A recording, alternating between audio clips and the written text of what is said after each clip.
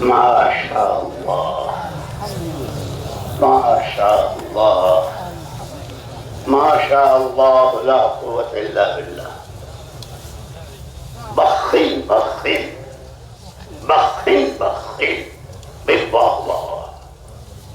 हमारे बड़ों ने सुबह भी कल भी शाम भी माशाअल्लाह बहुत मुबारकबाद दी, कुर्बानियों की, मजमे के जमने की, काम को काम बनाने और उसके जज्बात और उसकी तशकीलों की। और अल्लाह जल्ल जलालुहु अम्मा नवालुहु ऐसी मजलिसों से, ऐसे मजमों से जो खुश होते हैं और आसमानों में जो धूम मचती है, और फरिश्ते वे अल्लाह की तरफ से भी मुबारकबाद है। अल्लाह जल्ल शानुहु कबूल फरमा ले, कबूल फरमा ले। इखलास नियत, इत्तिबा सुन्नत और अपनी रज़ा व मोहब्बत से भरपूर हिस्सा हर एक को नसीब फरमाए। बिस्मिल्लाहिर्रहमानिर्रहीम। अल्हम्दुलिल्लाह अल्हम्दुलिल्लाह नहमदुहु व नस्तईनुहु व नस्तगफिरुहु व नु'मिनु बिही व नतवक्कलु अलैहि व नऊज़ु बिल्लाहि मिन शुरूरि अनफुसिना व मिन सय्यिआति अअमालिना। मन यहदिहिल्लाहु फला मुदिल्ल लहु व मन युद्लिलहु फला हादिय लहु। ونشهد أن لا إله إلا الله وحده لا شريك له لا ند له ولا ضد له ولا مثل له ولا مثال له. نشهد أن لا إله إلا الله وحده لا شريك له ونشهد أن سيدنا ونبينا ومولانا محمدا عبده ورسوله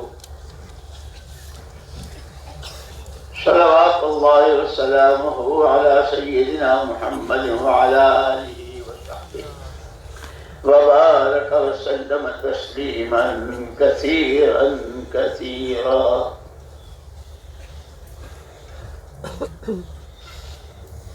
أما بعد فأعوذ بالله من الشيطان الرجيم. بسم الله الرحمن الرحيم. والليل إذا يغشى والنهار إذا تجلى وما خلق الذكر والأنثى إن سعيكم لشتى فأما من أعطى واتقى وصدق بالحسنى فسنيسره لليسرى وأما من بخل واستغنى وكذب بالحسنى فسنيسره للعسرى. وقال الله سبحانه وتعالى والتين والزيتون وطور سينين وهذا البلد الأمين لقد خلقنا الإنسان في أحسن تقويم ثم رددناه أسفل سافلين إلا الذين آمنوا وعملوا الصالحات فلهم أجر غير ممنون. وقال الله سبحانه وتعالى والعصر إن الإنسان لفي خسر إلا الذين آمنوا وعملوا الصالحات وتواصوا بالحق وتواصوا بالصبر. وقال الله سبحانه وتعالى قل هو الله أحد الله الصمد لم يلد ولم يولد ولم يكن له كفوا أحد. وقال الله سبحانه وتعالى قل يا أيها الناس إني رسول الله إليكم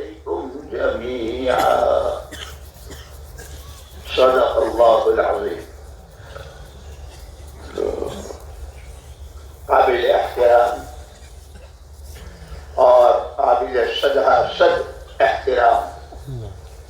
بھائیو، دوستو، ساتھیو، اللہ جل جلالہ عما نوالہ نے اس پوری کائنات کو تنہا بلا شرکت غیرے اپنی قدرت سے بنایا، اور اس میں 4 بڑے بڑے عناصر،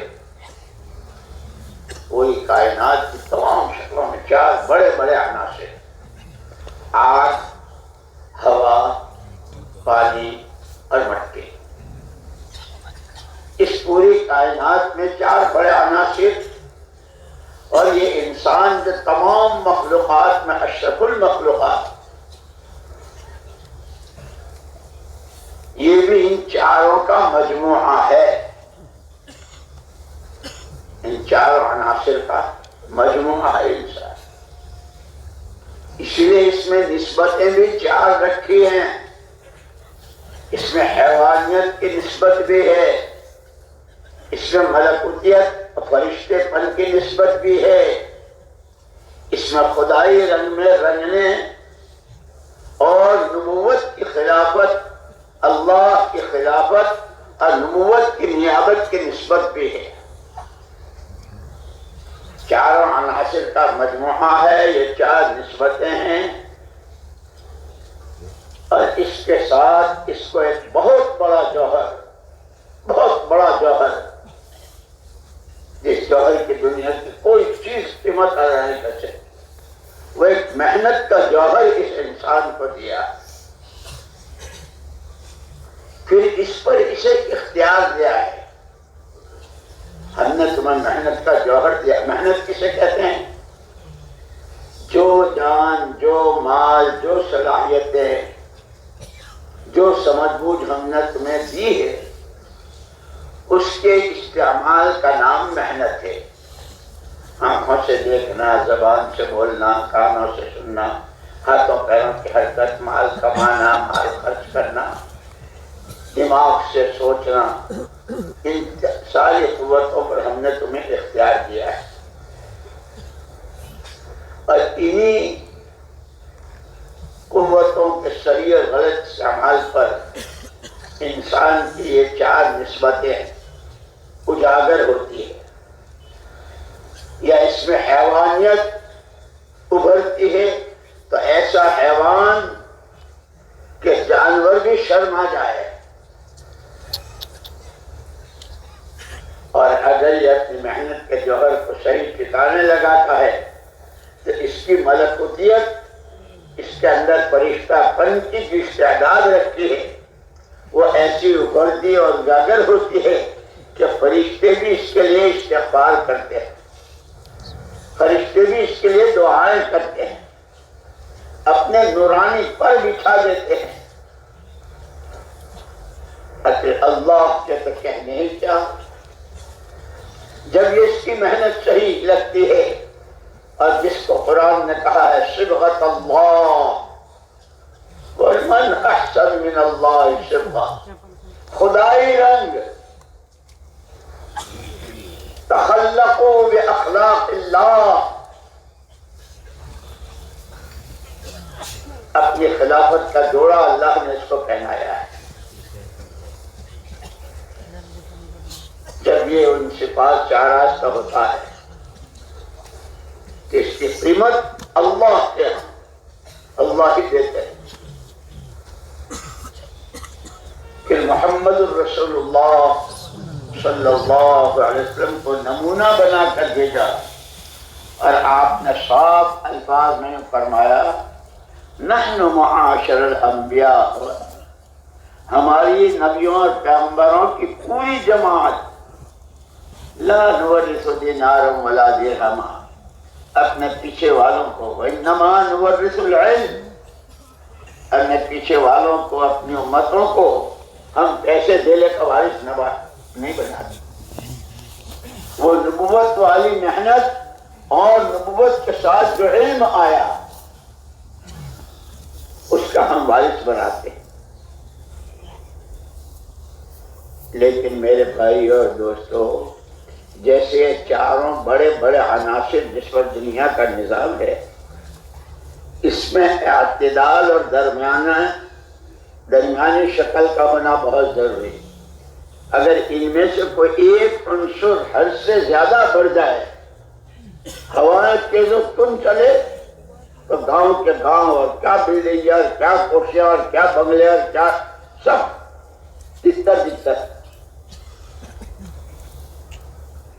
غبار اٹھے اور وہ حد سے زیادہ ہو جائے، پانی دنیا سمندر بن جائے، آگ کہ سورج زمین پر آ جائے، آگ بڑھ جائے، کہ ان چاروں کا ہونا جتنا ضروری اتنا ہی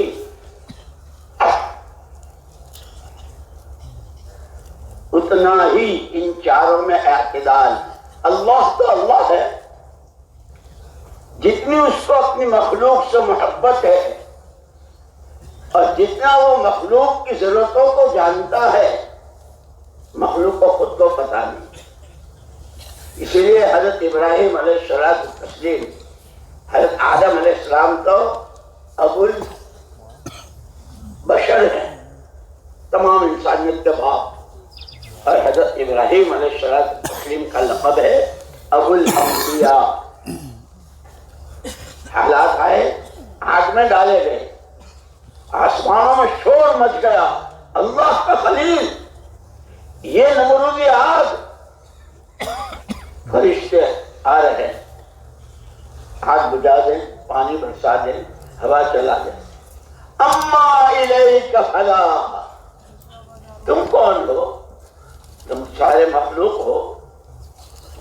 انی وجہت وجہی للذی فطر السماوات والارض حنیفا وما انا من المشرکین، میرا رب میری ضرورت کو مجھ سے زیادہ جانتا ہے، جاؤ اپنا کام کرو۔ یہ تمام انبیاء علیہ السلام کے واقعات، یہ ہماری رہبری ہے، ہمارے لیے علم ہے، ہماری رہبری ہے کہ ان چاروں عناصر میں جس طریقے سے اعتدال ضروری، ایسے انسانی چاروں نسبتوں میں، حیوانیت میں، ملکوتیت میں، خلافت میں، نیابت میں، سب میں اعتدال ضروری۔ اس لیے اس کو محنت کا جوہر دیا ہے۔ اگر یہ اپنی نادانی، اپنی کم عقلی اور نتیجے سے بے خبری میں اگر یہ اپنے محنت کے جوہر کو حیوانیت پر لگاتا ہے کہ جتنے تقاضے جانوروں میں ہیں وہ تمام تقاضے انسان کے اندر رکھے ہوئے ہیں، جب یہ اپنی محنت کے جوہر کو ان حیوانی تقاضوں کے پورا کرنے پر لگاتا ہے، سر سے پیر تک کے اعضاء تو اس کے انسان ہی کے ہوتے ہیں، کپڑے انسانوں کے پہنتا ہے، آبادیوں میں، گاؤں میں، دیہاتوں میں، شہروں میں انسانوں ہی کے درمیان رہتا ہے، گھریلو زندگی میں، کاروبار میں، معاشرے یا سماج اور سوسائٹی میں، اندھیرے میں، اجالے میں، سر سے پیر تک کے وہی سارے اعضاء جو انسان کے ہوتے ہیں، لیکن اس کی اپنی محنت کا جوہر حیوانی تقاضوں کے پورا کرنے پر لگتا ہے، تو پھر حیوان بھی ایک قسم کے نہیں ہوتے، جانور ایک قسم کے نہیں ہوتے، جانوروں کے ایک قسم وہ ہے کہ جس کو صرف اپنا پیٹ بھرنے سے مطلب، بکری ہے، بھینس ہے، گائے ہے، بیل ہے،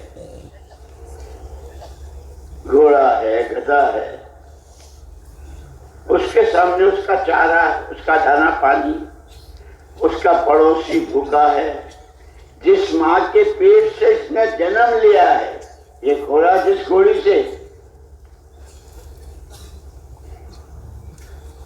پیدا ہوا، اس کے پیٹ سے، یہ گائے کا بچہ، یہ بچڑا جس ماں نے وہ بھوکی ہے، وہ بیمار ہے، اسے پریشانی، اس کو اس سے کوئی واسطہ نہیں، میرا پیٹ بھر جائے۔ کیونکہ جب انسان اپنی محنت کے جوہر کو اپنے حیوانی تقاضوں کے پورا کرنے پر لگاتا ہے تو انسانی آبادیوں میں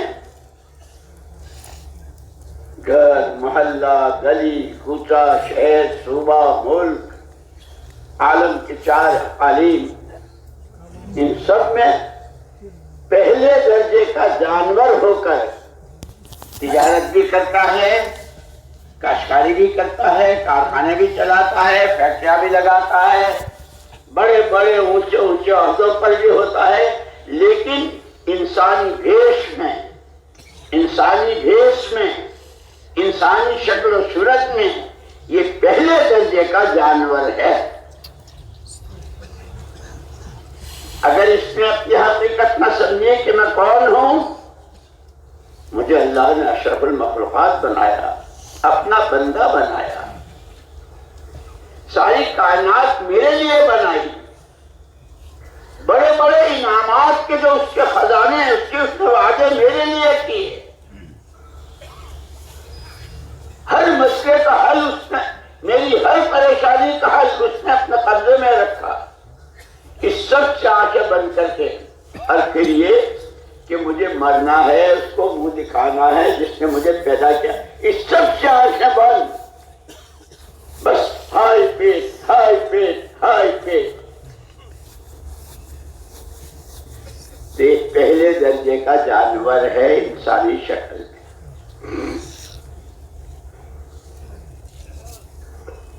لیکن یہ اپنی محنت کو برابر تسلسل کے ساتھ، جیسے بچہ اسکول میں پڑھتا ہے اور مسلسل مطالعے کے وقت میں مطالعہ کرتا ہے، کلاس میں حاضری دیتا ہے، استاد کی بات سنتا ہے، یاد کرتا ہے، ایگزام دیتا ہے، تو پہلے کلاس سے دوسرے کلاس میں، طالب علم پہلے درجے سے دوسرے درجے میں، اور اس طرح پھر آگے بڑھتے بڑھتے بہت اونچی اونچی ڈگریاں لیتا ہے۔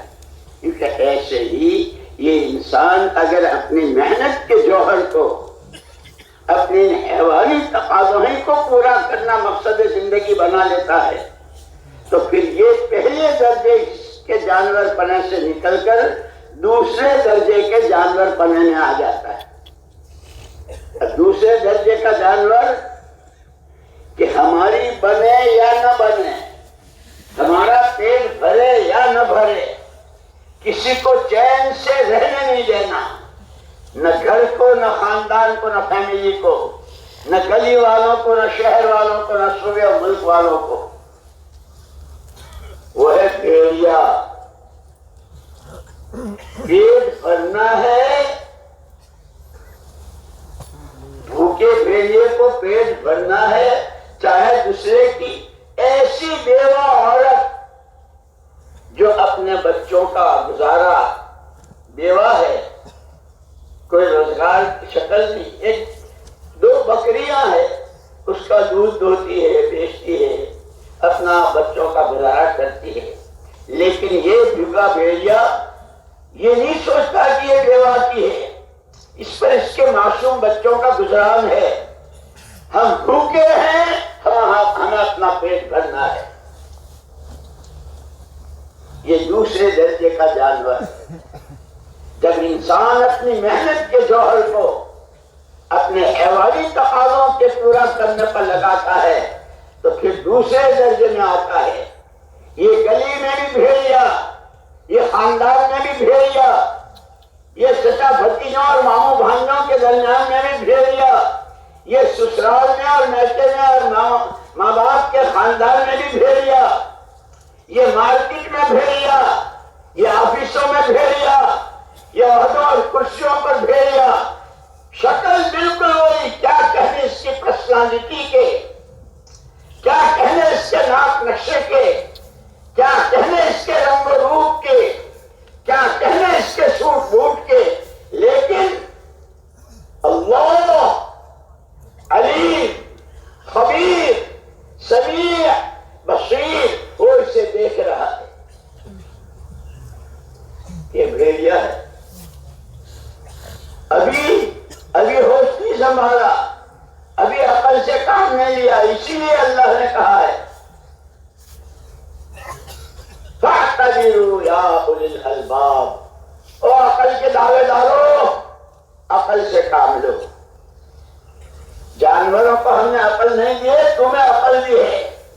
تمہارا نفع، تمہارا نقصان، تمہاری آدمیت، تمہاری انسانیت، تمہاری شرافت، تمہاری کرامت، تمہاری اپنی دنیا جنت نشان آخرت کے مجھے کس پر، جس کو ہم نے قرآن میں سارا بیان کر دیا عقل سے قابل. لیکن جب یہ اس کے عقل پہ پردے پڑ جاتے ہیں، اچھے برے کی تمیز ختم ہو جاتی ہے، ہائی پیٹ ہائی پیٹ، اور اس پیٹ کے بھرنے کے لیے پھر ہر ایک کا پیٹ بھی الگ الگ ہوتا ہے. تاجر کا الگ، کارخانے دار کا الگ، عہدیدار کا الگ. ہر ایک کا پیٹ خالی 2 لقموں سے نہیں بھرتا. ایسے بھیڑیے کا ایک بکری پھل کھانے سے نہیں بھرتا. وہ تو بھیڑیا ہی ہے، ماں کے پیٹ سے بھیڑیا پیدا ہوا ہے. گلی میں، کوچے میں، جنگل میں، کھیتوں میں، آبادیوں میں بھیڑیا ہی بن کے چلتا ہے. یہ دوسرے درجے کا جانور ہے کہ انسان جب اپنی حیوانی تقاضوں کو زندگی کا مقصد بنا کر اللہ کی طرف سے دیے محنت کے جوہر کو صرف اور صرف حیوانی تقاضوں پر لگاتا ہے، تو یہ بکری پنے اور گائے پنے اور بیل پنے سے نکل کر اب یہ اسی ناک نقشے کے ساتھ، اسی پرسنالٹی کے ساتھ، اسی شکل و صورت کے ساتھ اب یہ جہاں جس شعبے میں بھی ہے یہ بھیڑیا ہے. جس طرح بھیڑیے سے لوگ ڈرتے ہیں کہ اس سے آفس میں بھی لوگ ڈرتے ہیں، مارکیٹ میں بھی لوگ ڈرتے ہیں، محلے میں بھی بھائی ان سے تو اللہ دور رکھے، لیکن ابھی بس نہیں کرتا.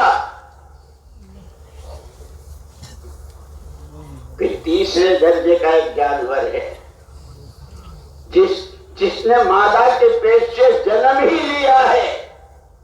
ہمارا پیٹ بھرے نہ بھرے، ہماری بنے نہ بنے، ہم مرے جیے، ہمیں اس کی کوئی پرواہ نہیں، لیکن کوئی ہمارے راستے سے صحیح سالم گزرنے نہ پائے.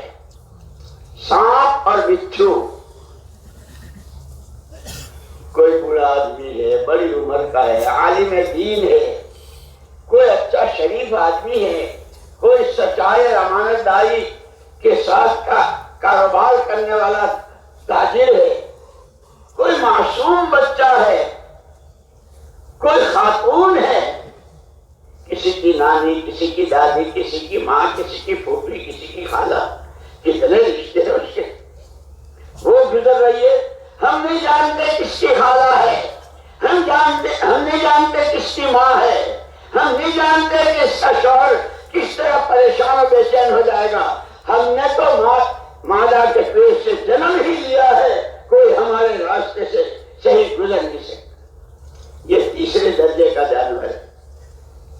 رہتے ہیں انسانوں کی آبادیوں میں، گاؤں میں، شہروں میں اور مختلف شعبوں میں، تجارت میں، کاشتکاری میں، ملازمتوں میں، عہدوں میں، کرسیوں پر اور مختلف جگہوں میں جو شعبے ہیں زندگی کے، کھانے کمانے میں.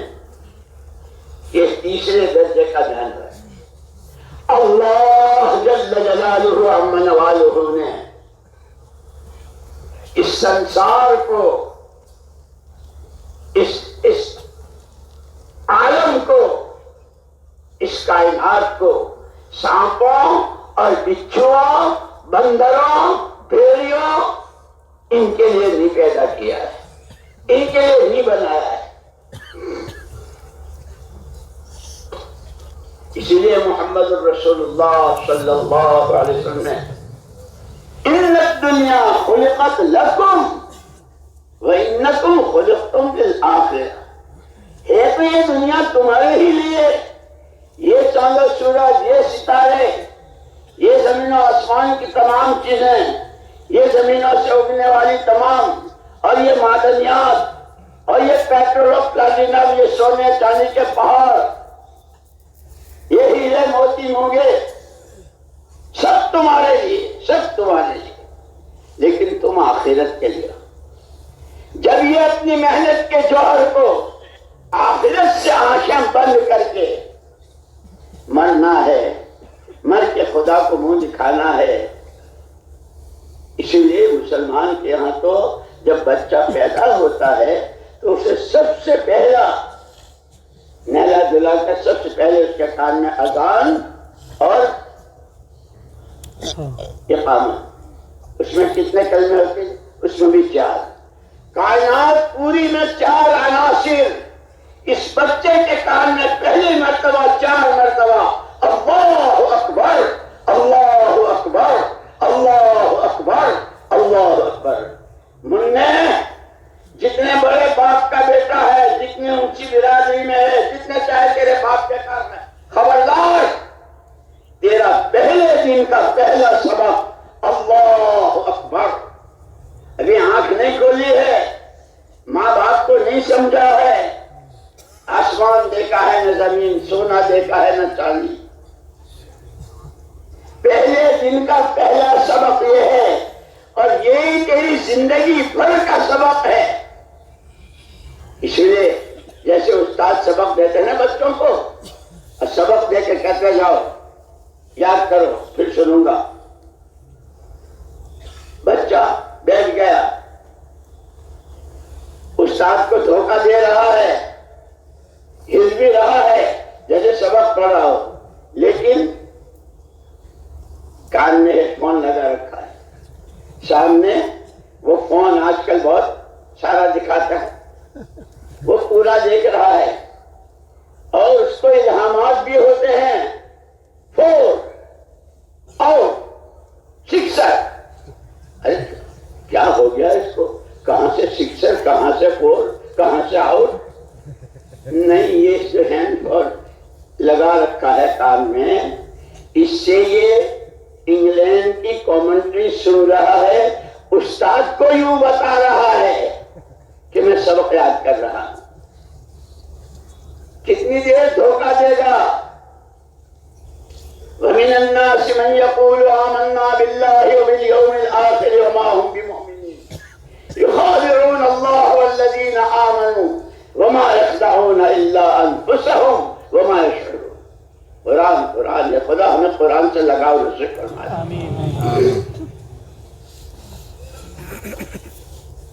ظاہر بالکل کہ سبق بلایا، سبق سناؤ، سبق تو اس نے یاد کیا ہی نہیں ہے، اس نے تو وہ کامنٹری سنی ہے، اس نے تو وہ سماچار سنے ہیں، وہ خبریں سنی ہے، اس کے تو دل و دماغ پر وہی چھایا ہوا ہے۔ استاد ناراض ہو گیا، کھڑے ہو جاؤ، انگوٹھے پکڑو، مرغا بنو، اور زیادہ ہو، پھر چھڑی سے کنچی سے خبر لیتے۔ یہ کیا ہوا کہ اس نے استاد کو دھوکہ دیا؟ دنیا کی سرزمین پر 4 سمتوں پر بسنے والے کہلاتے آدم کے بیٹے، کہلاتی ہیں حوا کی بیٹیاں، اگر یہ اپنے اللہ کو بھول کر، آخرت سے آنکھیں بند کر کر، اپنی ہوا و حویث، اپنی حیوانی تقاضوں پر یہ کتنے دن دھوکہ دیں گے؟ کس کو دھوکہ دیں گے؟ اسی لیے قرآن نے کہا کہ سب نعرے بہت لگاتے ہیں، شور بہت مچاتے ہیں، لیکن یخادعون اللہ والذین آمنوا، اللہ کو بھی، ایمان والوں کو بھی، امت کو بھی، امت کے عوام کو، امت کے خواص کو، وما یخدعون، لیکن یہ تو اپنے ہی ہاتھوں اپنے پیروں پر کلہاڑی مار رہے ہیں، ان کا دھوکہ کھلے گا۔ جیسے موت کے وقت کی، موت کے بعد کی زندگی جو بتائی ہے، اس کے حالات جو بتلائے، سکرات میں آسانی اور سکرات میں سختی، روح کا آسانی سے قبض ہونا، روح میں حضرت علی رضی اللہ عنہ کہ نافرمان کی، خدا کو بھول کر جینے والے کی، کہ اس کی روح کہ ایک وقت میں ایک آدمی پر 300 تلواروں کے وار کیے جائیں، اس سے جو تکلیف ہوتی ہے، اور فرمایا کہ یہ بھی مثال ہے، گزرتی اس پر ہے جس پر یہ سکرات ہے، وہ محسوس کرتا ہے۔ اسی لیے دنیا تاجر گاہکوں کو، گاہک تاجر کو، مالدار غریبوں کو، غریب عورتیں شوہروں کو، شوہر عورتوں کو، چھوٹے بڑوں کو، بڑے چھوٹوں کو، عوام خواص کو دھوکہ دیتے ہیں. دیتے رہو. اور یہ اللہ کی طرف سے دین ہے لیزدادوا اثما. اس لیے کہ یہاں کا تو ایک ہی ضابطہ ہے، عمل صالح اور گناہ، اللہ کی فرما برداری اور نافرمانی، اور دونوں کے انعامات بھی، دونوں کے وعدے بھی، اور دونوں پر سزائیں بھی، دونوں طرح کی وعدے اور وعید جو ہماری یہ فضائل کی کتابیں ہیں. اس لیے روز سنتے ہیں اللہ تعالیٰ ہمارے حضرت مولانا کے عمر میں بہت برکت دے، بہت برکت دے، اور ہمیں استفادے کی توفیق دے. فضائل کا کتنا استحضار، کیسے استحضار، اور اس فضائل میں کیا کیا ہے کہ گھر والوں پر فرض کر رہے ہیں تو بھی صدقہ اس کے دھیان کے ساتھ کہ میں صرف ان کی ضرورت کے لیے خرچ نہیں کر رہا ہوں، مجھے تو اس پر صدقے کا ثواب مل رہا ہے. میں صرف نماز پڑھنے نہیں جا رہا ہوں، میں تو اللہ کا مہمان بن کے جا رہا ہوں. کیسی باتیں، کیسی صاف صاف بیان.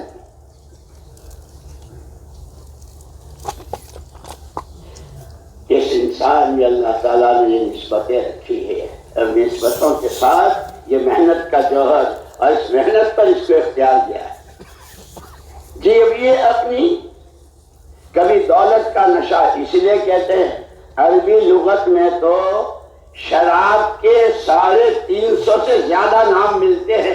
عربوں کی گھٹی میں شراب پڑی ہوئی تھی، یہاں تک کہ لڑکی کا لین دین جس کے گھر زیادہ پرانی شراب ہو اس کے یہاں تو لڑکی دے سکتے ہیں، اس کے یہاں تو ابھی نئی ہے، تھوڑی وقت کی ہے، ہماری لڑکی اس کے یہاں نہیں، اس کی لڑکی ہمارے یہاں.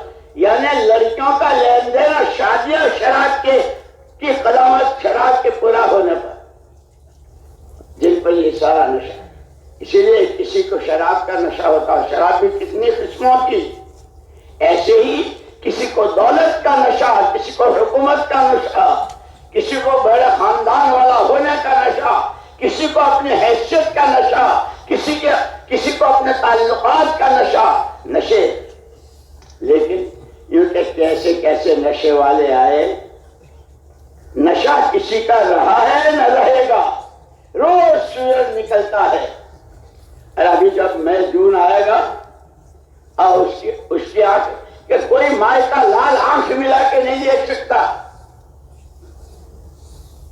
ڈاکٹر منع کریں گے کہ نہیں زیادہ نہیں دیکھا کرتے، آنکھوں پر اثر پڑتا ہے، لیکن وہ بھی روزانہ ڈوبتا ہے. موت حق ہے، حق ہے، حق ہے. اس موت پر سارے دھوکے کھل جاتے ہیں. اسی لیے مومن جس نے اپنی زندگی پر لگام لگائی خدا کے حکموں کی، کیا کھانا، کیا پہننا، کیا پینا، کیا کمانا، کیا خرچ کرنا، کیا اندھیرا، کیا اجالا، کیا خوشی، کیا غم، میرے اللہ کا حکم، میرے اللہ کا حکم، میرے آقا کی سنت، میرے آقا کا طریقہ. جس نے اس پر لگا کہ وہ تو دنیا رو رہی ہے، اور یہ جیسے حضرت بلال رضی اللہ تعالیٰ عنہ، گھر والے رو رہے ہیں، وہاں پھر آقا میاں جا رہے ہائی جدائی، ہائی جدائی. وہ کیا کہہ رہے؟ بختن بختن، واہ واہ واہ واہ واہ واہ، غدن نلقى الأحبة محمدا وحزبه. تم جدائی پر رو رہی ہو، ہمیں تو آنکھ بند ہوئی نہیں کہ سرکار کی زیارت ہوئی نہیں، اللہ سے ملے نہیں، اپنے ساتھیوں سے، وہ ابو بکر عمر و عثمان و علی رضی اللہ عنہم، وہ زید بن ثابت، وہ ثابت بن قیس، اور وہ معاذ بن جبل، کہ یہ مہاجرین، یہ انصار، غدن نلقى الأحبة محمدا وحزبه. رومت. اس لیے خالی زندگی کے دن پورے کرنے کا نام زندگی نہیں ہے. اشرف المخلوقات، بندہ، خدا کا خلیفہ، نبی کا نائب وارث، فرشتے بن کے جوہر اس کے اندر چھپے ہوئے ہیں. کیا زمینوں میں اور معدنیات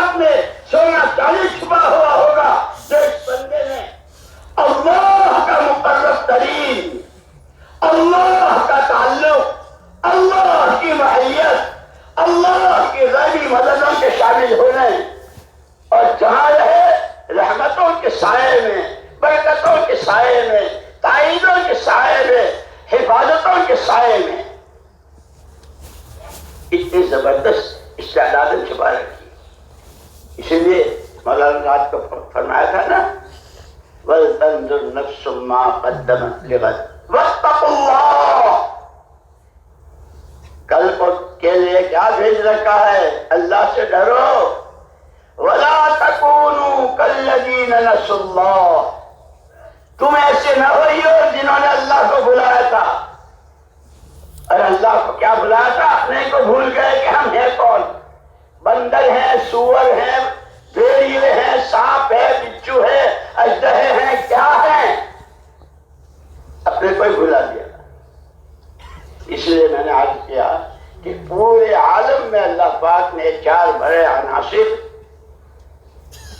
اور یہی چاروں عناصر اس انسان میں، اس لیے کہ کائنات پوری انسان کے لیے، اور جیسے ان چاروں عناصر میں اعتدال ضروری، ایسے انسان کی ان چاروں نسبتوں میں یہ حیوانی تقاضے پورے کرے گا، یہ شادی کرے گا، یہ بیوی سے ملے گا، یہ بچوں سے پیار کرے گا، یہ کھانا کھائے گا، یہ کاروبار کرے گا، یہ زمیندارہ اور باغات جو اس کے ساتھ ہے اس سے کرے گا۔ لیکن اس کی ایک حد بتلائی کہ جیسے ان 4 عناصر میں اعتدال ضروری، اس انسان کی چاروں نسبتوں میں بھی اعتدال ضروری ہے۔ واہ اللہ ارحم الراحمین، اکرم الاکرمین، اجود الاجودین۔ کیا کسی ماں باپ کو اپنی اولاد سے محبت ہوگی جو میرے اللہ کو پوری مخلوق سے، الخلق عیال اللہ، مخلوق اللہ کا کنبہ ہے، ہر کنبے والے کو کنبے کے حضور سے محبت، یہ شرطی ہو، غربی عربی ہو عجمی، غریب ہو امیر، یہ تقسیم تو اس کی ہے، لیکن محبت اس کو سب سے، اور محبت کی یہ بھیڑیا نہ بنے، یہ سانپ اور بچھو نہ بنے، یا اژدہا بن کر زندگی نہ گزارے، بندہ بن کر۔ اسی لیے حضور اکرم صلی اللہ علیہ وسلم نے ایک موقع پر فرمایا، لا تحاسدوا ولا تباغضوا ولا تدابروا وكونوا عباد اللہ اخوانا۔ ایک دوسرے سے حسد مت کرو، کینہ لیے مت پھرتے رہو، کیا گھر میں اور کیا خاندان میں اور کیا برادری میں اور کیا گاؤں میں، شہر میں، ایک دوسرے سے حسد مت کرو، کسی سے بغض نہ رکھو۔ اسی لیے حضرت بلال رضی اللہ تعالیٰ عنہ سے ایک مرتبہ حضور اکرم صلی اللہ علیہ وسلم نے پوچھا، ارے بلال، تیرے پاس ایسے کون سے اعمال ہیں کہ جنت میں بھی آگے آگے چلنے کی چاپ سن رہا ہوں؟ میرے آقا مجھ پر کہاں اعمال ہوتی، 2 باتیں ہوتی ہیں، جب صبح آنکھ کھلتی ہے ہر ایک کی طرف سے میرا دل صاف، جیسے حضرت مولانا نے رات بیان کیا تھا، ابرہم قلوبا، تمام صحابہ کی اجتماعی صفت، وہ جس نے ایک مرتبہ کلمہ پڑھا، نماز تک کی نوبت نہیں آئی، اس سے پہلے انتقال ہو گیا، وہاں سے لے کے وہ ابوبکر صدیق، وہاں تک ہر ایک کی ایک مشترکہ صفت، ابرہم قلوبا، دلوں کے پاک۔ لا تحاسدوا ولا تباغضوا ولا تدابروا، حسد مت کرو، بغض مت پھرتے رہو، دلوں میں کینہ کے، دل تو اللہ نے، لا يسعني سماء ولا ارض ولكن يسعني قلب عبد مؤمن۔ یہ زمین و آسمان مجھے اپنے میں نہیں سمو سکتے، اللہ اکبر، اللہ اکبر۔ کوئی اس کی بڑائی کی کوئی حد سمجھ سکتا ہے؟ بے انتہا، یہ ہے زمین آسمان سب چھوٹے، ہاں جس میں میری ذات و صفات پر ایمان، جو مجھ کو اللہ مانتا ہے، جو مجھ کو معبود برحق مانتا ہے، جو مجھ کو فعال لما یرید مانتا ہے، جو مجھ کو سب کچھ کرتا دھرتا مانتا ہے،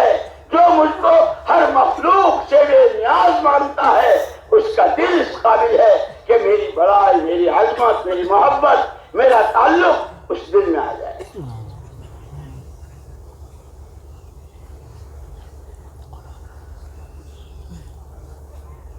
یہ چار نسبتوں میں اعتدال واہر اللہ میں واہ. یہ انسان اپنی نسبتوں میں کہیں حد سے نہیں نکل جائے. بیوی بچے نہیں، میں تو فرشتہ ہوں، کھاتا ہوں نہ پیتا ہوں، بس یہ تو فرشتہ نہیں بنے گا تو انسان ہے. اور پھر اور اللہ کی بات اتنی اتنی اتنی کہ پھر خود ہی خدائی کا دعویٰ، میں ہوں منصور کے پردے میں خدا بول رہا ہے. کس منصور نے ڈنگے ماری تھی؟ فرعون نے انا ربکم الاعلی کہا تھا. خبردار، بندے ہو، بندے ہو، بندے بن کر خدا کی بڑائی کے ساتھ، خدائی عظمت کے ساتھ، اس کی محبت کے ساتھ، اس کی فرما برداری کے ساتھ، اس کی مناکیوہی سے بچنے کے ساتھ اس زمین پر آسمان کے نیچے. کبھی مسلمہ کذاب کی طرح نبوت ہی کا کوئی دعویٰ کر لے. آیا تھا ایک مرتبہ بالکل اخیر وقت میں حضور پاک صلی اللہ علیہ وسلم کے پاس مسلمہ کذاب جس کا فتنہ حضور اکرم صلی اللہ علیہ وسلم تشریف فرما کے آپ کے پاس ایک لکڑی سی پڑی تھی. میں آپ کے بعد میں نبی کہلایا جاؤں اور یہ نبوت مجھے مل جائے، آپ صرف اتنا وعدہ کر لیں تو میں آپ کا کلمہ پڑھ لیتا ہوں. یا رب صلی وسلم دائما ابدا، یا رب صلی وسلم دائما ابدا، یا رب المصطفیٰ بلغ مقاصدنا واغفر لنا فیما مضی یا واسع الجود والکرم.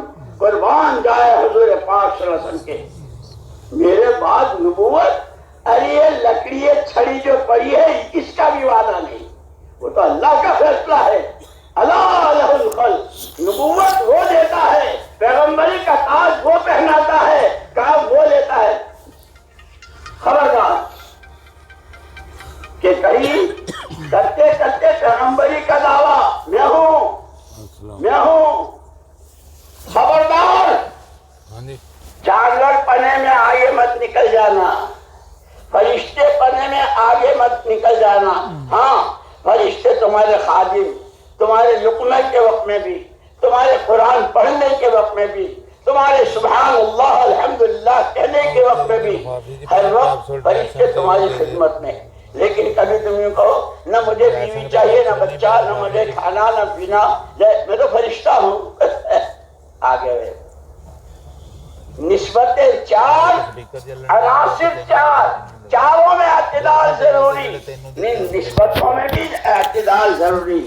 اللہ اللہ اللہ، ان چاروں میں اعتدال باقی رکھنے کے لیے جیسے کل حضرت نے فرمایا تھا، اللہ جل جلالہ عما والہ نے اس انسان پر جو کرم فرمایا ہے، جان مال صلاحیتیں اور یہ ساری کائنات جس کے لیے پیدا کی ہے، اسی دن سے، جس دن سے اس دنیا میں انسان آنا شروع ہوا، اسی دن سے اس کی تربیت کے سامان، اس کی تربیت کے لیے اللہ نے نبیوں اور پیغمبروں کو بھیجنا شروع کیا. اسی لیے جیسے نسبتیں چار بڑی، پیغمبر چار بڑے، فرشتے چار بڑے، عبادتیں چار بڑی. پہلا ایمان، اس کے بعد رسول. ان سب میں اعتدال کے لیے بڑے بڑے چار پیغمبر، ان کی تعلیمات، ان کے ساتھ جو کچھ ان کی امتوں نے کیا اور ان کے ساتھ جو اللہ کی مددیں ہوئی، وہ واقعات بیان کر کے فَاعْتَبِرُوا يَا أُولِي الْأَبْصَارِ، او ابراہیمی تاریخ کو، ابراہیمی سیرت کو پڑھنے والوں، او حضرت نوح علیہ السلام کے واقعے کو بیان کرنے والوں، او حضرت موسیٰ علیہ السلام اور فرعون کے قصے کو بولنے اور سننے اور سمجھنے والوں، او محمد رسول اللہ صلی اللہ علیہ وسلم کی شہر ابی طالب اور مکے کی دیواروں پر وہ دستاویز اور آپ کا بائیکاٹ اور آپ کے ساتھ مکے والوں کا اور پھر مدینے میں آپ کا استقبال اور آپ کے دین کا دنیا بھر میں پھیلنا. اور پڑھنے والوں ذرا اس کو سوچو، سنو، سمجھو. اسی لیے ہمارے حضرت مولانا بار بار فرماتے ہیں خالی باتیں کر لینے کا نام تبلیغ نہیں ہے، سمجھنا ہے، سیکھنا ہے، کرنا ہے، اور پھر اپنی ذات سے کرتے ہوئے اپنے آپ کو حیوانیت سے نکالنے، ملکوتیت سے آراستہ کرنے، خدائی خلافت کا جوڑا پہنتے ہوئے نبی والے غم کے ساتھ، نبی والے فکر کے ساتھ، نبی والی آہوں کے ساتھ، نبی والے آنسوؤں کے ساتھ، نبی والے سجدوں کے ساتھ نبی کے کام کو کرنا ہے.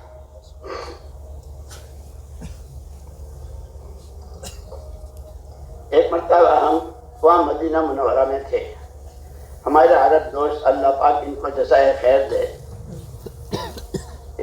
ساتھی تھے، انہوں نے کہا کہ چلو ہم تمہیں وہاں لے جاتے ہیں. کہاں؟ کہ ایک صحابی حضور اکرم صلی اللہ علیہ وسلم کی زیارت کے لیے رات اندھیرے میں آدھی رات کو کہ حضور کی زیارت،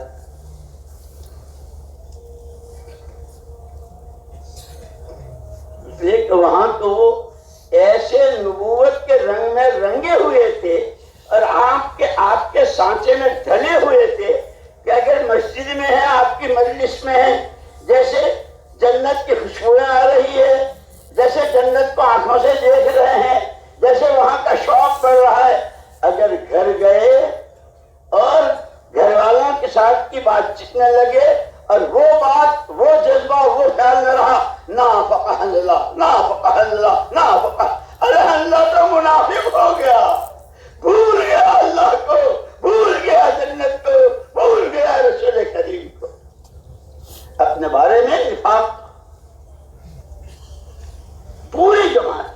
تو انہوں نے کہا کہ ایک صحابی حضور کی زیارت کے لیے اندھیرے میں دولت کا دے پر مسجد نبی میں آئے تو حجر شریف میں آپ نہیں تھے. ان کو خیال ہوا کہ شاید برابر میں جنت البقیع ہے قبرستان ہے، وہاں تشریف لے گئے ہوں. حجرے میں تھے، نہ مسجد میں تھے، نہ جنت البقیع میں. یا اللہ، اللہ کے رسول کہاں؟ اب ہم اللہ کے رسول کو تلاش نہیں کریں گے کہ اللہ کے رسول کی سنتیں، کپڑا پہنتے، کپڑے اتارتے، سوتے، جاگتے، کھاتے، بولتے، سنتے، دیکھتے، چلتے پھرتے، سنتوں کو تلاش کرو. جو محمد صلی اللہ علیہ وسلم کی ذات بابرکت میں نور تھا، وہی نور آپ کی اداؤں میں ہے. ڈھونڈ رہے ہیں. اس زمانے میں مدینہ منورہ کی حدود اربعہ جو تھی بہت مختصر، سارے مدینے کی ساری گلیاں سب چھان ماری، کہیں سرکار نہیں. طرح طرح کے خیالات، نہ جانے کس قسمت کے پھوٹے ہوئے نے کیا گستاخی کی ہے، کیا ہوا، بہت فکر میں ڈوبے ہوئے. کہ اب حضور کی ذات کو تلاش نہیں، ہم کہاں کریں گے، وہ تو اللہ کا. اب تو شادی ہے، دلہا دلہن، سوٹ بوٹ، ہنی مون. ارے حضور کی سنتوں کو تلاش کرو. مولانا محمد الیاس صاحب نور اللہ مرقدہ ایک مرتبہ دلی کی ایک شادی میں ساتھیوں سے تعلق تھا، آتے جاتے تھے. عجیب بات فرمائی اس موقع پر. فرمایا آج جس گھر میں شادی ہوتی ہے، اس گھر کے لوگ میلہ اٹھانے والی بھنگن تک کو راضی کرتے ہیں اور خوش کرتے ہیں. ہمارے بیٹے کی، ہمارے نواسے کی، ہمارے پوتے کی، یہ سوٹ تیرے لیے، یہ پیسے، یہ کھانا، یہ بھنگن تک کو خوش کرتے ہیں. لیکن اس شادی کے دن وہ جو ہر پیر اور جمعرات کو کارگزاری جاتی ہے سرکار کے دربار میں، جو شادی کے دن جب محمد حضور کو تڑپاتی ہے، یہ ہے میرا نام لیوا، یہ ہے میرے امتی، ان کو ہے دعوے. اسی لیے کیونکہ اب تو سنتیں تلاش کرنی ہے، اتباع سنت. وہ صحابی ڈھونڈتے ڈھونڈتے غار کے پاس پہنچے. غار تھی اور اندھیرا. دیکھا تو حضور اکرم صلی اللہ علیہ وسلم سجدے میں تھے. ان کی جان میں جان آ گئی کہ الحمدللہ جتنے خیالات کے سب ایسے ہی تھے، اللہ کے رسول موجود ہیں. خوشی کی لہر دوڑ گئی.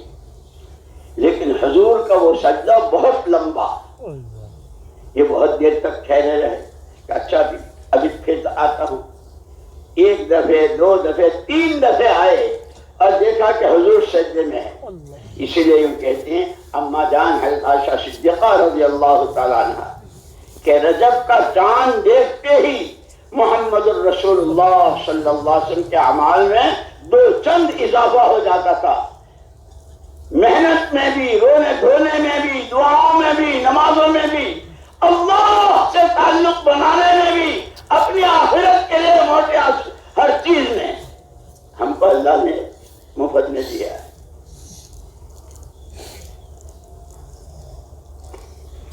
چوتھی مرتبہ جب آئے تو دیکھا کہ حضور اکرم صلی اللہ علیہ وسلم فارغ ہو کر باہر تشریف لا رہے. بس دیکھنا تھا کہ یا رسول اللہ، یا رسول اللہ کہہ کے چمٹ گئے. خیالات میں گھیر لیا تھا یہ ہوا اللہ کے رسول. اچھا صحابہ کی خاص بات آتی. ہماری مشکل یہ ہے کہ ہم تو خود ہی دعوے دار ہے کہ میں سب جانتا ہوں، میں سب جانتا ہوں. اور حضرت سعدی رحمت اللہ علیہ کہتے ہیں آکس کے ندانت و بدانت کو مدارن ابد در در جہل مرکب ہم ایمانت. جانتا ہے نہیں اور ڈینگے بہت، میں سب جانتا ہوں، میں سب جانتا ہوں. یہ آدمی کبھی علم کی شاہراہ نہیں دیکھ سکتا. یہ کبھی علماء کی صحبت، علماء کے دروس اور علماء سے پوچھنا اس میں میں جانتا ہوں، میں جانتا ہوں. صحابہ کے خاص بات، جو چیز پہلے نہیں دیکھی پھر اب دیکھی فوراً. شمائل ترمذی میں پورا حدیث کی کتاب ہے. حضور اکرم صلی اللہ علیہ وسلم کی زلفیں کیسی تھی، آپ کی بھویں کیسی تھی، اور آپ کے دو شانوں کے بیچ میں کتنا فاصلہ تھا. ناک مبارک سے سینے تک کیسی بالوں کی دھاری جاتی تھی. آپ کی آنکھوں میں لال ڈورے کیسے تھے. جب آپ کسی مسئلے میں غصے ہوتے تو آپ کے چہرے، آپ کی پیشانی کی کون سی رگ ابھر آتی تھی. جب آپ خوش ہوتے تو آپ کے ثنایا اور آپ بعض مرتبہ تو کہکہا اور چارہ دانت کھل جاتے. صحابہ اسی کو ایک مرتبہ دیکھا کہ اس میں حضور اکرم صلی اللہ علیہ وسلم کے چلنے کی عام عادت پورا پیر زمین پر جما کر چلنے کی. دیکھا کہ اس دن پنجے کے بل، انگلیوں کے بل آپ تشریف لے جا رہے، پیر کی انگلیوں کی. وہ جیسے حدیث جبریل ہے کہ پہلی سیڑھی پر آمین، دوسری پر، تیسری پر فضائل رمضان میں. اب آ رہے ہیں نا رمضان. تو ان صحابی نے پوچھا کہ اللہ کے رسول آج تو چال بدلی ہوئی تھی، کوئی بات؟ اچھا تمہیں نہیں معلوم، تمہیں نہیں معلوم تمہارے بھائی سعد بن معاذ کا انتقال ہوا اور اس نے وہ فیصلہ کیا جو عرش والا فیصلہ کرتا. مسئلہ تھا دو کے بیچ میں، ایک طرف حضور پاک صلی اللہ علیہ وسلم اور آپ کے صحابہ، اور ایک طرف ان کا اپنا خاندان، اپنی برادری. ان کو فیصل بنایا گیا تھا. قوم سے پوچھا ارے بھائی تم لوگوں کو میرا فیصلہ منظور ہے؟ قوم تو بہت خوش کہ اپنا آدمی ہے، اپنے فیور میں کرے گا. حضور پاک صلی اللہ علیہ وسلم بھی تشریف فرماتے. غایت ادب، اسی لیے کہا دین کلہ ادب. کل مولانا نے سنایا تھا حضرت عبداللہ بن عباس اور حضرت عبداللہ بن مسعود اور حضرت عبداللہ بن رواحہ رضی اللہ عنہ کا ادب کہ صرف اجلس سنا اور جس نے جہاں سنا وہیں بیٹھ گئے. ہم تو ادب سے بھی کھو رہے ہیں، اخلاق سے بھی اللہ ہمیں معاف فرما دے. بس یہ اس کا کرم ہے کہ اس نے لگایا ہے اور اس سے بھیک مانگتے ہیں کہ آخری سانس تک لگائے رکھے، چلائے رکھے.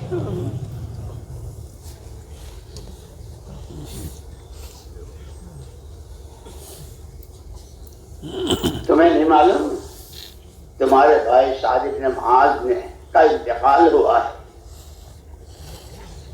اور اس کو سب جگہ دیکھ لیا.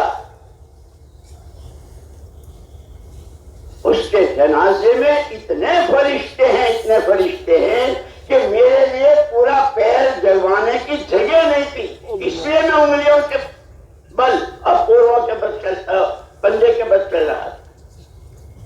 ایسی کی عادت تھی کہ کہا ایک طرف قوم تھی ایک طرف سرکار اور صحابہ امت مسلمہ. فیصلہ جو کیا وہ پوری قوم کے خلاف جوانوں کو قتل کر دیا جائے, عورتوں کو باندیا بنائی جائے, بچوں کی حفاظت کی جائے. حضور اکرم صلی اللہ علیہ وسلم فرمایا آج سعد نے وہ فیصلہ کیا ہے جو عرش والا کرتا ہے.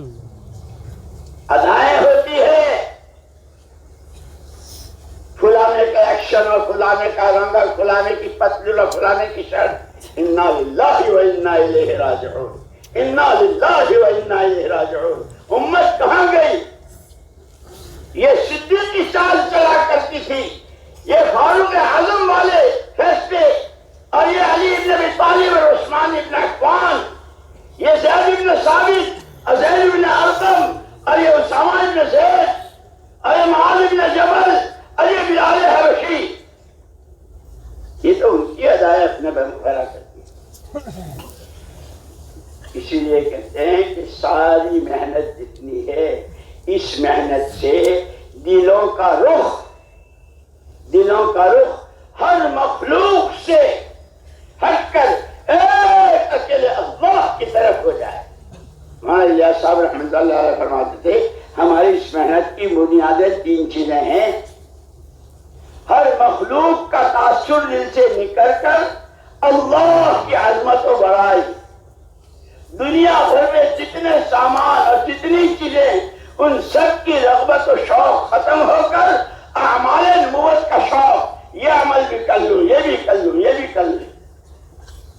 اور اس دنیا کی چکا چوند, اس کی چمک دمک, اس سے نظریں ہٹ کر وہ ایمان و اعمال پر, وہ نبوت کا دامن تھامنے پر, وہ سنتوں کو زندگی میں جگہ دینے پر, وہ فرائض و احکامات پیدا کرنے پر جو بڑے بڑے وعدے ہیں اس پر نظریں ایسی جم جائے کہ کہیں دائیں بائیں دیکھنے کو نہ ہو. اس لیے میرے دوستو خالی وقت لگا لینا, مجمع جمع ہو جانا اور تقریر ہو جانا اور بولنے والا بھی اتنی زور سے بولے اور سننے والے, یہ مقصود نہیں ہے. اللہ ہمارے دلوں کے رخ کو صحیح فرما دے, مخلوق سے خالق کی طرف, چیزوں سے اعمال نبوت کی طرف اور دنیا کی رنگریلیوں سے آخرت کے انعامات کی طرف. اللہ کے لیے مشکل صحابہ کو کس نے دیا, کیا کون تھے, کیسے تھے؟ 600 سال کی جہالت, خدا کرے ہم اس محنت کی طاقت کو سمجھیں. 600 سال کی جہالت میں ڈوبے ہوئے, دادے پردادے گزر گئے, بیت اللہ میں کیا کرتے تھے, لیکن قولوا لا الہ الا اللہ تفلحوا, پہلے دن کی پہلی آواز اس ایمان کی دعوت پر وہ ملکوتیت ابھری, وہ حیوانیت دبی, وہ خدائی رنگ میں رنگے اور نبوت کے سانچے میں ایسے ڈھلے کہ قیامت تک کے آنے والے انسانوں کے لیے نمونہ بن گئے. وہ محنت یہ ہے. اس لیے میں نے کہا تھا نا کہ اللہ نے 4 نسبتیں بھی رکھی ہے اور اس کے ساتھ محنت کا جوہر دیا ہے اور اس محنت کے پر اختیار دیا ہے. نیری حیوانیت اور حیوانی تقاضوں پر تو وہ پھر اژدہا بھیڑیا بنے گا. یاد کرو فضائل صدقات کے اس واقعے کو. یہ فضائل کی کتابیں یوں نہیں ہے, فضائل اعمال, فضائل صدقات کہ مسجدوں میں بھی, اجتماعی تعلیم میں بھی, گھروں میں بھی اور تنہائی میں اس کا مطالعہ. اور مجھے یاد آیا حضرت مفتی زین العابدین صاحب نور اللہ مرقدہ جس زمانے میں ہندوستان میں تھے اور امرتسر کی ایک مسجد کے امام بھی تھے, بڑے حضرت کے زمانے میں آیا کرتے تھے. انہوں نے خود سنایا ہم تو بعد میں بہت بات کی، ہم تو پیداوار.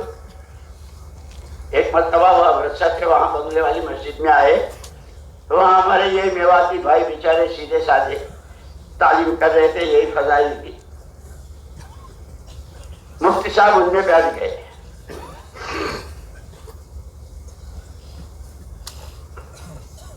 حضرت مولانا محمد یوسف صاحب رحمۃ اللہ علیہ، مولانا انعام الحسن صاحب رحمۃ اللہ علیہ، مولانا احتشام الحسن صاحب، قاری رضا حسن صاحب، یہ جو حضرت کے خواص تھے اور علماء، یہ ایک طرف مسجد میں تعلیم کر رہے تھے. وہ مشکات شریف کے 8 باب جو مولانا الیاس صاحب رحمۃ اللہ علیہ نے، مجھے یاد ہے حضرت جی نے ہم کو وہ جگہ بتائی، میں حضرت کے ساتھ ساتھ تھا مسجد میں. یہ ہے وہ کونا جہاں ہم جو حضرت نے تعلیم کے لیے بٹھایا تھا. پھر تھوڑی دیر کے بعد تشریف لائے تو ہم تو سارے مولوی صاحبان تھے. حضور نے فرمایا کیا کر رہے ہیں؟ جی تعلیم کی غرض، اس کی غایت، اس کا حصول. اور اب بڑے حضرت کو جلال آیا، تعلیم کی غرض ہے تعلیم کرو، سیدھے سیدھے وہ 8 باب. خیر ابواب منتخبہ کے نام سے جو چھپی ہے نا، ہاں. تو ایک ساتھی آیا مفتی صاحب کو اس حلقے سے کہ آپ کا حلقہ تو ہے وہاں علماء ہیں. حضرت مفتی صاحب رحمۃ اللہ علیہ وہاں تشریف لے گئے. انہوں نے خود سنایا، بہت بہت شفقت تھی، بہت شفقت تھی. بڑے چھوٹوں کو کیسے چلاتے ہیں، اللہ اکبر. اسی رائے گنج میں ایک مرتبہ جیسے امور لیتے ہیں نا، جماعت بنتی ہے، پوری جماعت کے ملکوں کے امور لیں، تو اس وقت میں ایک جماعت بنائی تھی. اس میں حضرت مفتی صاحب، مولانا احسان الحق صاحب یہاں سے، اور وہاں سے بھائی عثمان بھاگل اور مجھے، اور یہاں کے بھائی نعیم، اور اس طرح کی جماعت تھی. میں ہو گیا بیمار، بستر پر تھا. مفتی صاحب نے مولانا احسان صاحب کے کمرے میں اوروں کو بھی بلا کے وہ جو امور تھے ان کو سوچا، اور سارا لے کر میرے پاس بستر کے پاس آئے. او مفتی صاحب، جنید بھائی نہیں، حضرت جی نے جماعت بنائی ہے، تم بیمار ہو اس لیے ہم نے جو سوچا ہے یہ آئے ہیں، اور یہ سوچا ہے پھر حضرت جی کے پاس جانا ہے. وہ سارا سنایا. اس کے بعد چلے. میں بستر پر تھا، میرا دست چل رہے تھے بہت. حضرت جی رحمۃ اللہ علیہ حجرے میں، مفتی صاحب باہر کھڑے ہیں، اور حضرت جی بار بار فرما رہے ہیں تشریف لائیے تشریف لائیے. اور مفتی صاحب انتظار میں نہیں، ہماری 4 کی جماعت ہے، جب تک چاروں اکٹھے نہیں جائیں گے ہم نہیں جائیں. ارے مفتی صاحب آپ تو اکیلے چلے. نہیں، جماعت جماعت ہوتی ہے. یہ بڑوں نے چھوٹوں کو چلنے کا راستہ بتایا، اور بڑوں نے اس طرح میں سب کچھ جانتا ہوں، میں کر لوں گا، میں کر رہا ہوں. یہ تو ہوا بھی نہیں لگی. تو خیر یہ تو بیچ میں آ گئی. مفتی صاحب رحمۃ اللہ علیہ تعلیم کے حلقے میں بیٹھ کر جب آئے تو مفتی صاحب نے فرمایا، بھائی آج کی تعلیم نے مجھ کو یہ سکھایا کہ یہ جو الاعتصام بالکتاب والسنہ اور کتاب الایمان اور کتاب العلم اور یہ سارے مغازی اور جتنے اور فتن اور یہ سارا جو احباب میں ہے، کہ مجھے یہ سکھایا کہ یہ سارا تھرمامیٹر ہے. جون سی حدیث تم نے سنی اور پڑھی، تھرمامیٹر لگا کے دیکھ لو یہ حدیث زندگی میں کتنی ہے. اللہ کی عظمت، اللہ کی ذات و صفات پر ایمان، اس کا کوئی شریک نہیں، وہ بے نیاز. یہ ایمان کی پڑھی، یہ ایمان کی طرح ہے. اسی لیے حضور اکرم صلی اللہ علیہ وسلم نے تو مبارکباد دی ہے، طوبیٰ لمن شغلہ عیبہ، طوبیٰ لمن شغلہ عیبہ عن عیوب الناس. البر لا یبلی والاسم لا یفنی لا ینسیٰ کل ما شئت کما تدین و تدان او کما قال علیہ السلام. بہت قابل مبارکباد ہے وہ اللہ کا بندہ اور وہ اللہ کی بندی جو ہر وقت اپنی کبھی کے دیکھنے میں اتنا مشغول ہو کیوں ایک دوسرے کی، جیسے کل حضرت نے فرمایا تھا نا، ہر ایک کے ساتھ کی بدگمانی سے بچنا کہ وہ لے جا کر کے پھر غیبت تک پہنچاتی ہے، اپنی بڑائی اندر میں آ جاتی ہے، اور وہ خود پسند ہے، کیا کیا ہوتا ہے۔ اللہ ان کی عمر میں بہت برکت نصیب فرمائے۔ کیسی قیمتی باتیں قرآن حدیث۔ ایک تھرمامیٹر دیا ہے، جیسے مولانا الیاس صاحب رحمت اللہ نے ایک تھرمامیٹر دیا۔ ہماری اس محنت کی بنیادیں 3 ہیں۔ سب سے پہلے اخلاص، دوسرے باہمی محبت اجتماعیت، تاجر ہو، کاشتکار ہو، وکیل صاحب ہو، ڈاکٹر صاحب ہو، چنی ہو، چنا ہو، ای ہو، وہاں ہو، جو اس محنت میں کہ سب آپس میں سب کے دل جلے ہوئے۔ اور تیسری چیز باہمی مشورہ۔ اسی ملفوظ میں یوں فرمایا، اگر کام کرنے والوں میں یہ تینوں چیزیں نہیں ہیں، اخلاص کے بجائے اغراض، دل پھٹے ہوئے ہیں، مشورے کے لیے تیار نہیں، جو میں کہوں بس وہی، یہ تینوں نہیں ہے، یہ تینوں میں سے ایک نہیں ہے، فرمایا بڑا خطرہ ہے، بڑا خطرہ ہے، بڑا خطرہ ہے، کام کے لیے بھی اور کام کرنے والوں کے لیے۔ یہ تھرمامیٹر دیا مجھے بھی اور آپ کو بھی، اور دنیا بھر میں جتنے کہتے ہیں تبلیغ والے، دعوت والے، یہ تھرمامیٹر ہے۔ جیسے ڈاکٹر صاحب کی بھی رشتہ داری نہیں ہوتی تھرمامیٹر سے، ان کو بخار ہو تو بتا دیتا ہے، ارے میں تو اسپیشلسٹ ہوں اور ہارٹ اسپیشلسٹ ہوں، اور تم جو کہو یہ تھرمامیٹر بتا رہا ہے۔ میں تو اتنا پرانا ہوں، اتنے ملکوں کے سفر کیے ہیں، اور میری مسجد میں تو ایسے ہیں، اور لوگ میرے تو اتنی جگہ ہاتھ چومتے ہیں، اور کیا کیا، تم جو بھی ہو یہ تھرمامیٹر لگا دو۔ جس طرح کام کے لیے تھرمامیٹر دیا، اسی طرح یہ 6 نمبر ہر ایک تقریر کرتا ہے۔ ایمان کی کوئی حد ہے؟ حضور والی نماز کی کوئی حد ہے؟ علم کے سمندر کا کوئی کنارہ ہے؟ اللہ کی ذات، اللہ کو یاد کرنا اور اللہ کو یاد رکھنا، اخلاق، ہر ایک کو اپنے سے بہتر سمجھنا، اپنے کو، اور پھر اس سب کے بعد اللہ راضی ہو جائے، وہ اخلاص ہم جتنا چاہے ڈھنڈورا پیٹے اپنے اخلاص کا، وہ تو وہ فیصلہ کرے گا کون مخلص کون۔ کل سنایا تھا نا کہ حضور نے فرمایا جہنمی ہے، لوگ تو بڑے بڑے ان کے کارنامے بیان کر رہے تھے، آپ نے فرمایا جہنمی کیوں؟ کہ سارا کیا اپنی قوم کے لیے۔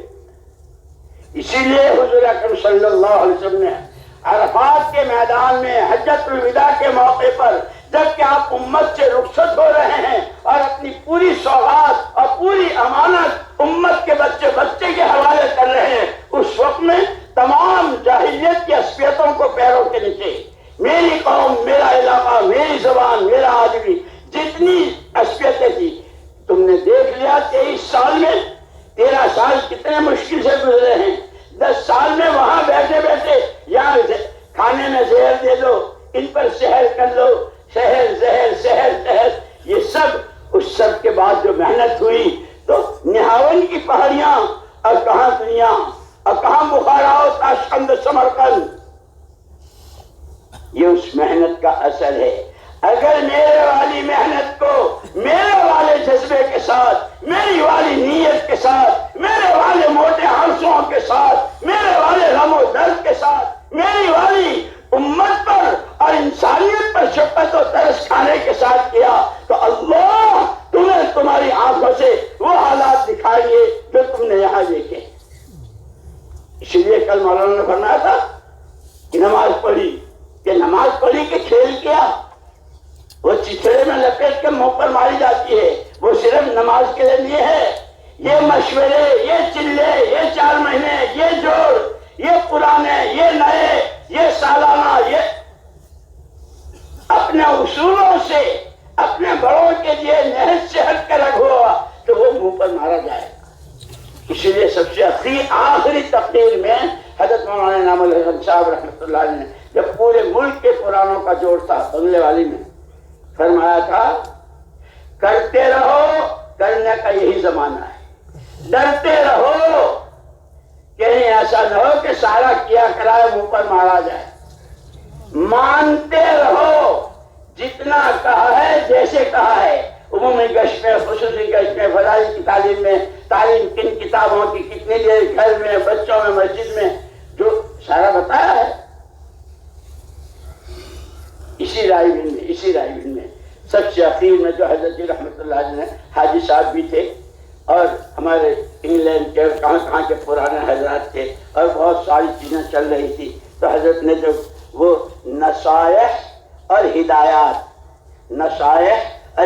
کے نام سے ایک بکلیٹ چھوٹی سی کتاب چھپی ہے، پہلے دن سے لے کر آدمی اس راستے میں قدم رکھے وہاں سے لے کر اخیر تک مستورات کا کام بھی، عمومی کام بھی، 5 کام بھی، مسجد کی جماعت، وہ سارا ایسے سادے اور آسان سے الفاظ میں. اسی لیے ایک دفعہ فرمایا تھا، ہم بیٹھے ہوئے تھے وہاں حجرے میں، مولوی صاحب ہمارا کام تو بہت آسان ہے، ہمارا کام تو بہت آسان ہے. کیوں حضرت کیوں آسان؟ فرمایا اس محنت پر جس کو جو کچھ لینا ہے وہ تو آخرت میں اللہ سے لینا ہے، جھگڑا کس بات کا؟ ہاں جب کام کرنے والوں میں نفسانیت آ جاتی ہے، میری چلے، میں جو کہوں وہی، یہ کہ پھر وہاں سے جھگڑے شروع ہوتے ہیں. خدا ہمیں اپنے بڑوں کی تعلیمات پر عمل کی توفیق دے.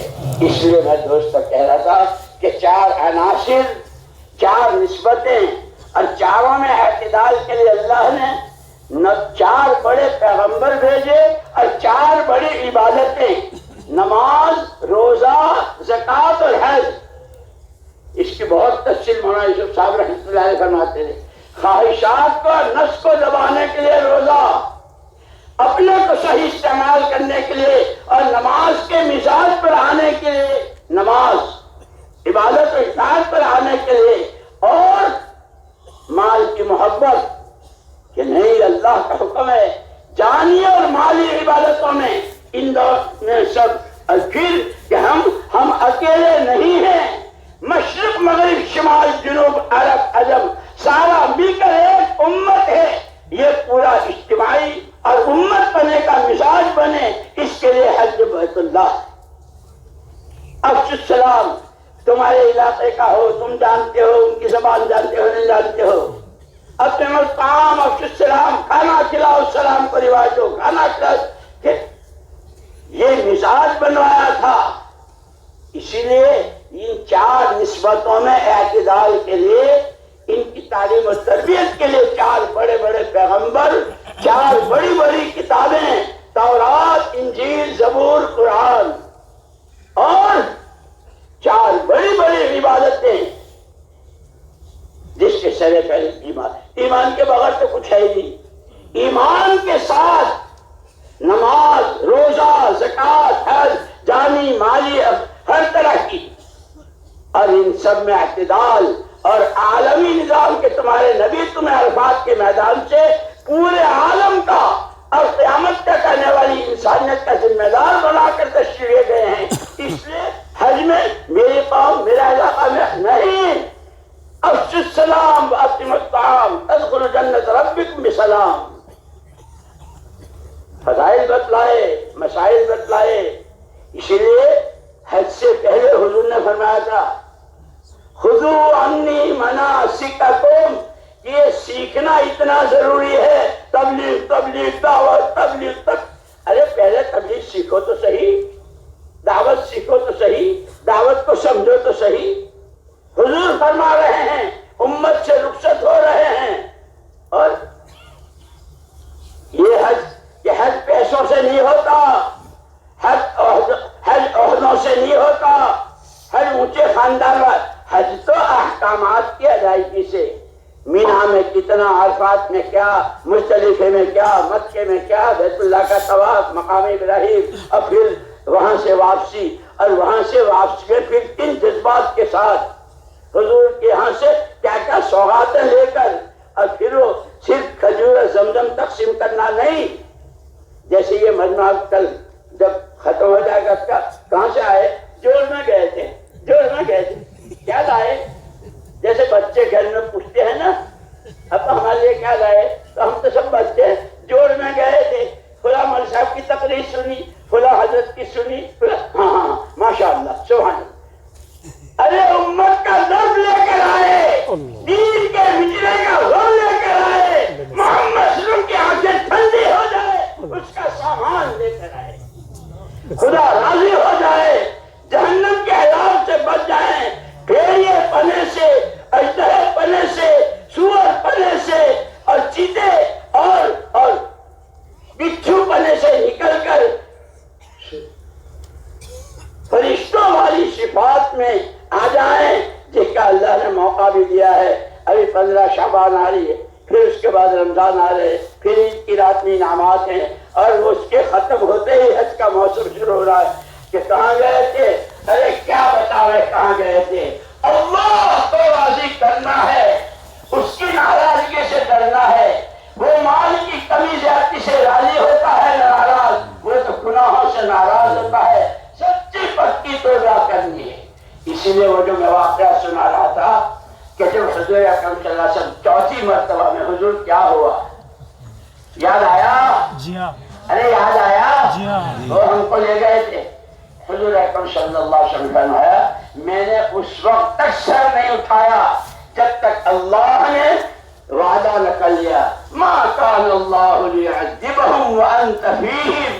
پیارے نبی آپ کے ہوتے ہوئے امت کو ہم عمر عذاب نہیں دیں گے، آپ تو تھوڑے دنوں کے بعد پھر پردہ فرما لیں گے۔ پھر وما کان اللہ معذبہم وہم یستغفرون۔ اگر آپ کے بعد یہ سچی توبہ کرتے رہے، وہ فیشنیبل توبہ نہیں، 2 ملین لوگ گالوں پر، ایک ناک پر، ایک سر پر، التوبۃ الندامہ۔ ہوں کون؟ کرنا کیا تھا، کیا کیا، جان کہاں لگنی تھی، مال کہاں لگنا تھا، کیا سوچنا تھا، کن فکروں میں ڈوبنا تھا۔ اے اللہ، اس کا مہینہ بھی آ رہا ہے جس میں رمضان میں تو ہر عمل نفلیں فرضوں کے برابر، ساری دنیا کے مفتیوں کو جمع کر کے پوچھ لو کہ 2 رکعت نفلیں فرضوں کے برابر ہو سکتی۔ اگر تو 2 رکعت کو پوچھتا ہے، ساری دنیا 2 رکعت پڑھے، غیر رمضان میں نفلیں ہی رہیں گی، یہ تو تیرے خدا کا کرم ہے اور تیرے آقا کا سفید ہے کہ تیری نفلیں فرضوں کے برابر ہو۔ خدا نعمتوں کی قدر کرنے کی توفیق دے۔ 4 عناصر، 4 نسبتیں، اور ان میں اعتدال کرنے کے لیے 4 بڑی عبادتیں، اور اس کا اصل سب سے پہلا جو مدرسہ ہے، ان اول بیت وضع للناس للذی ببکۃ مبارکا وہدی للعالمین، سب سے پہلا اس کا مدرسہ ان میں اعتدال پیدا کرنے کے لیے وہ بیت اللہ ہے۔ اس کے بھی 4 کونے، حجر اسود، یمانی، عراقی اور شمالی شامی، یہ 4۔ اس کے بھی 4 کونے، بڑی کتابیں 4، بڑے پیغمبر 4، اور اب میں اگر یوں کہوں کہ میں مانگتا ہوں مہینے 4، میں نہیں مانگوں گا تم سے 4 مہینے، مجھے تو نقد چاہیے۔ اور بقول حضرت مولانا یوسف صاحب رحمۃ اللہ علیہ کے، جب انہوں نے مدینہ منورہ میں مدینے والوں سے بات کی تھی تو فرمایا تھا اس مدینے میں رہنے والے 3 قسم کے تھے، پوری جان پورا مال، آدھی جان آدھا مال، کم سے کم 1/3 سالانہ۔ یہ پرانوں کا مجمع ہے، پورے ملک کا ہے، سنجیدہ، سمجھدار اور فکر مند ہے، اور کیسی مبارکبادیاں ہیں ان کے لیے۔ میرے دوستو، اس وقت صرف وہ کھڑے ہوں جو یوں کہیں کہ بہت کھا لیا، بہت پی لیا، بہت سو لیے اور بہت کچھ اپنے ارمان پورے کر لیے۔ اب تو جینا ہے دعوت کے لیے، مرنا ہے دعوت کی راہ میں، کمانا ہے دعوت کے لیے، خرچ کرنا ہے دعوت کے لیے۔ اللہ راضی ہو جائے، محمد صلی اللہ علیہ وسلم کی آنکھیں ٹھنڈی ہو جائے اور آخرت بن جائے، اس کے لیے ہمت کر کے پوری زندگی والے کھڑے ہو جاؤ۔ انشاءاللہ انشاءاللہ ماشاء اللہ۔